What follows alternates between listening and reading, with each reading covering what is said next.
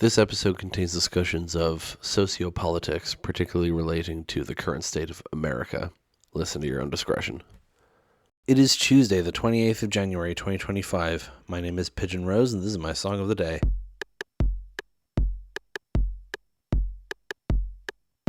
Today, we're talking about a band who I frankly have not listened to enough of yet, although I recently decided I should get into them again properly. So, that statement will change.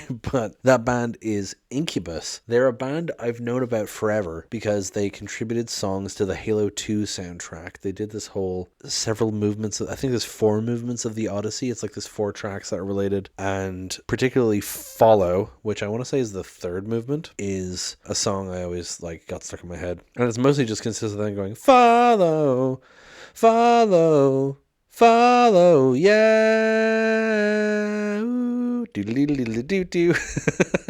But, I think that was the only Incubus song I knew for ages. And then I got into Jack Conte. He did this thing occasionally where he would mash up 2 songs, but he would do a cover. He was just kind of covering both songs at the same time in a mashup. He has a great one of a mashup of Exit Music for a Film by Radiohead with the Chopin piece that inspired it. Really nice. Look that up. I also mentioned his Bright Eyes Aphex Twin mashup with First Day of My Life and... I don't remember what Aphex Twin song it was. But anyway, he did a mashup of the Incubus song Warning and the Green Day song Brain Stew. And I didn't know either. I knew Green Day, but I didn't know Brain Stew really. So to me, this is just its own original cool song. And then I later looked up both songs and got into them. But I still kind of prefer Jack Conte's version of both. Although now I have new associations with Brain Stew because it was on Mouth Dreams, one of Neil Cicierega's mashup albums. He mashed it up with Dream On.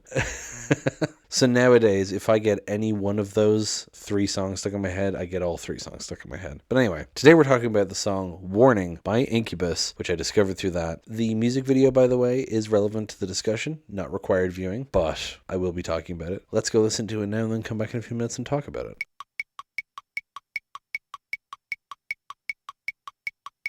Ugh, what a good fucking song. It's Warning by Incubus. Man. Just the opening verse always gets stuck in my head. And then it just leads me to sing the whole thing. Although I usually sing the Jack Conte mashup, like I said, but I just find myself going, bat your eyes, girl, be otherworldly. Man, it gets in your head. Especially the seduce a stranger. By the way, you'd think he would have mashed it up with Warning by Green Day. But anyway, what's the song about? The song is a warning to not let life pass you by, as it mentions in the chorus. But that's literally what it is. The song is saying, don't just waste away not doing anything, saying, oh, I'll do this tomorrow, I'll do this the next day. Live in the moment, live for today, and don't just let your life kind of wash down the drain, The music video has an interesting interpretation of this. It shows this girl appearing in various places at 10:23, and she screams, and then as soon as 10:24 hits, everyone disappears. It's supposed to represent the same idea that do whatever because life could be over like that. We could all be gone tomorrow. So that's fun.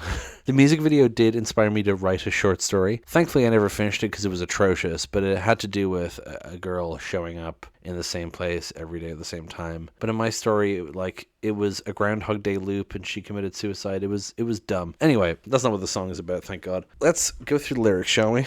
Bat your eyes, girl, be otherworldly, count your blessings, seduce a stranger. What's so wrong with being happy? Kudos to those who see through sickness. Yeah. Over and over and over and over and ooh. When she woke in the morning, she knew that her life had passed her by. She called out a warning, don't ever let life pass you by. I've said before how sometimes on Genius, someone will have an interpretation that is completely out of left field and they try to shove it into every line. There's someone on Genius who is convinced this is a breakup song between Brandon Boyd, the lead singer, and his ex. And he's annotated so many things and they all have downvotes. It's so funny. Anyway, so the first lyrics here, bat your eyes, girl, be otherworldly, count your blessings, seduce a stranger. I assume within the context of the rest of the song, this is saying, do it, take the risk. Go out, be yourself. Bat your eyes, girl, be otherworldly. I mean, that's so good. It makes me think of like the whole, my gender is whatever confused men the most. But yeah, what's so wrong with being happy? Kudos to those who see through sickness. He's just saying like, we shouldn't be ashamed of what we do. We should be happy and not be ashamed of being happy. And the people who can understand that, you did it over and over and over and over. When she woke in the morning, she knew that her life had passed her by, and she called out a warning: don't ever let life pass you by. So it's like saying, there's this person saying like, I wasted my life, and calling out to the rest of humanity, don't waste your life like I did. And then the second verse, I suggest we learn to love ourselves before it's made illegal. When will we learn? When will we change? Just in time to see it all fall down. Those left standing will make millions, writing books on the way it should have been. And then the chorus again. So, I suggest we learn to love ourselves before it's made illegal is a prescient lyric considering the current everything that's going on. I mean, it feels like a general political statement, but you can take it as like, it just says like, learn to live ourselves before it's made illegal, like the way that society likes to put people down for self-expression. And I know it's not specifically about trans people or queer people, but I can very much understand if this song has like a specific LGBT fan base of people relating to this lyric of I suggest we learn to love ourselves before it's made illegal, because some people like to make those things illegal, don't they? When will we learn? When will we change? Just in time to see it all fall down. The second verse is very like, it's taking this idea of living in the moment and expanding it to a global political sort of thing of like, we keep fucking up the world and we're only going to realize when it's too late. And so he's kind of taking this message of don't keep putting things off, live in the moment, and extrapolating it to a more global political message, which I think is really interesting that he kind of changed the scope in the second verse, but it still applies in both ways, But then, of course, that line, those left standing will make millions, writing books on the way it should have been, very prescient as well, but like, about political commentators, people who write books about the way it should have been, and some of them, will have the right ideas, and some of them will not. But the point is that it's not about whether they're right or not. The point is that they're trying to capitalize on it, on the suffering, They'll make, those left standing will make millions. It just says it all. So the chorus again, and then the bridge is, floating in this cosmic jacuzzi, we are like frogs, oblivious to the water starting to boil. No one flinches, we all float face down. So this is referring to the popular myth that a frog will not leap out of slowly boiled water. That's not true. Frogs have survival instincts. They know how to avoid being boiled alive, but it's an apt metaphor for these kinds of things, I do enjoy that he calls it a cosmic jacuzzi.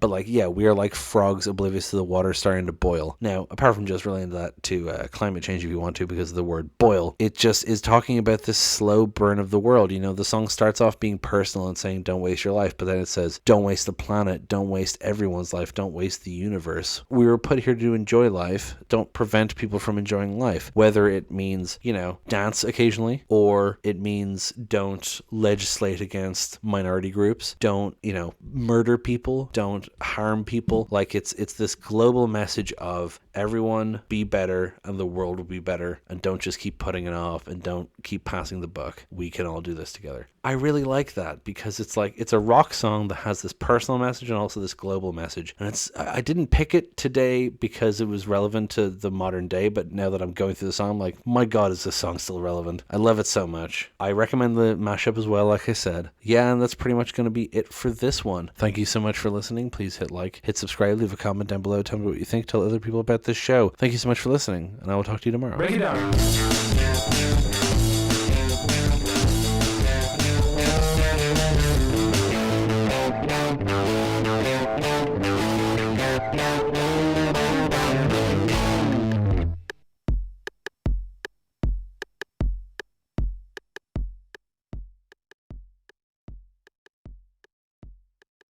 And he's seduced, and he's annotated, floating in this cosmic jacuzzi, we are like flogs.